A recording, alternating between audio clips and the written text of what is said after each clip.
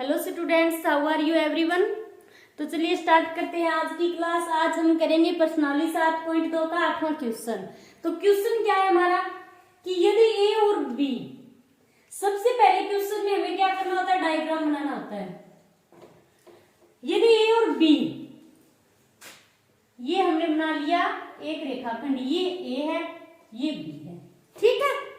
यदि ए और बी क्रम से इनके निर्देशांक दे रखे तो हम निर्देशांक लिख देंगे -2 और -2 तो ए के है और बी के कितने हैं, 2 और -4 हो। तो बिंदु P के निर्देशांक ज्ञात कीजिए, बिंदु P के निर्देशांक ज्ञात कीजिए। वो दे क्या रखा है हमें कि AP बराबर क्या है, 3/7 AB है हो। तो P रेखाखंड AB पर स्थित है। P रेखाखंड ए बी पर स्थित है, तो ये P बिंदु ले लिया हमने ए बी रेखाखंड पर, ठीक है। अब इसका मतलब क्या है कि AP बराबर 3/7 AB दे रखा है। आप लोग गलती क्या करते हो कि इन दोनों को इग्नोर कर देते हो, खाली 3/7 पर ध्यान देते हो और फटाफट ऐसे ये लिख देते हो आप लोग।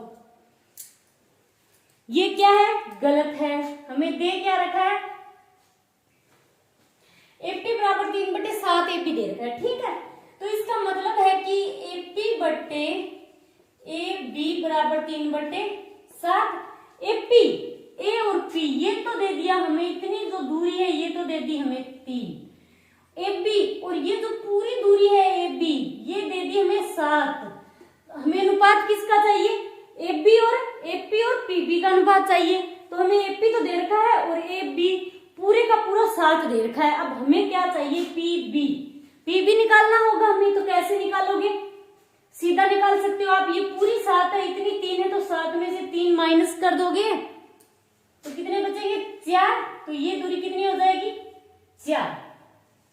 आप ऐसे भी कर सकते हो और ऐसे आप लोगों को नहीं समझ में आ रहा तो आप कर सकते हो कि हमें किसकी दूरी ज्ञात करनी है, PB की दूरी निकालनी थी हमें। तो PB बराबर पूरी दूरी क्या है, AB में से माइनस कर देंगे हम AP। अब PB ज्ञात करेंगे। AB कुल हमें कितनी दे रखी है, 7 में से AP कितनी है, 3 माइनस कर देंगे तो बचेगी कितनी, 4 बचेगी। बस सीधी सी बात है। P क्या है, P के हमें निर्देशांक ज्ञात करने हैं। इसके हमने मान लिए इसके निर्देशांक x और y है एक बार, ठीक है। P के निर्देशांक ज्ञात करेंगे तो कौन सा फॉर्मूला लगेगा इसमें, ये क्या होता है, M1 और M2 के अनुपात में होता है। ये M1 होता है और ये होता है M2। अब अनुपात दे रखा है तो कौन सा फॉर्मूला लगेगा, विभाजन सूत्र ही लगेगा इसमें। तो लिख देना कि विभाजन सूत्र से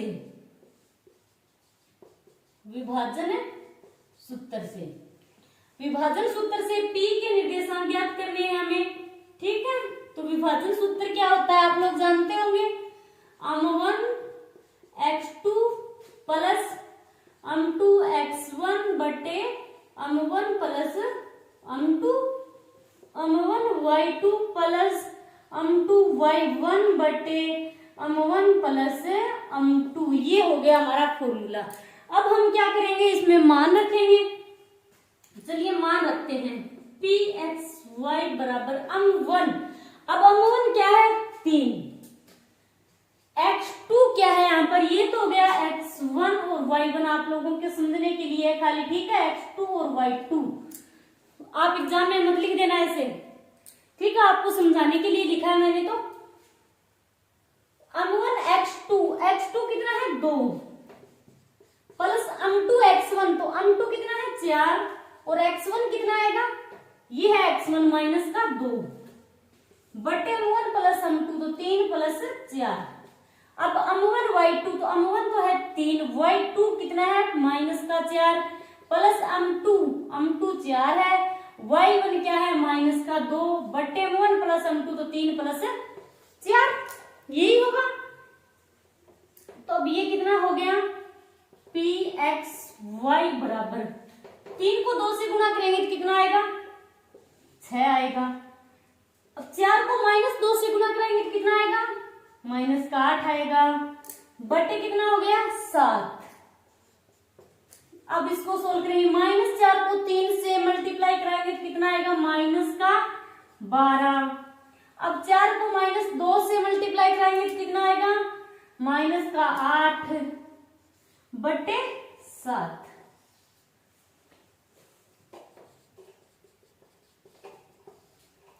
अब ये 6 प्लस का है, 8 क्या है माइनस का है, तो कितने बचेंगे, -2। माइनस की संख्या बड़ी है, -2/7, और ये दोनों माइनस के है तो कितने हो जाएंगे, -12 और 8, -20/7।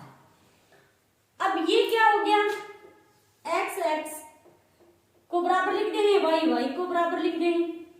ये तो क्या है, x का निर्देशांक और ये क्या है, y का है। तो अब हम लिख देंगे, चूंकि x बराबर तो कितना आ गया, -2/7 है, और y बराबर कितना है, -20/7। हमें क्या चाहिए, x और y के मान ही तो निकालने हैं, p के निर्देशांक निकालने हैं। तो p के निर्देशांक कौन से हैं, x और y, तो ये हो गए p के निर्देशांक। अब आप लोग लिख सकते हो, आता है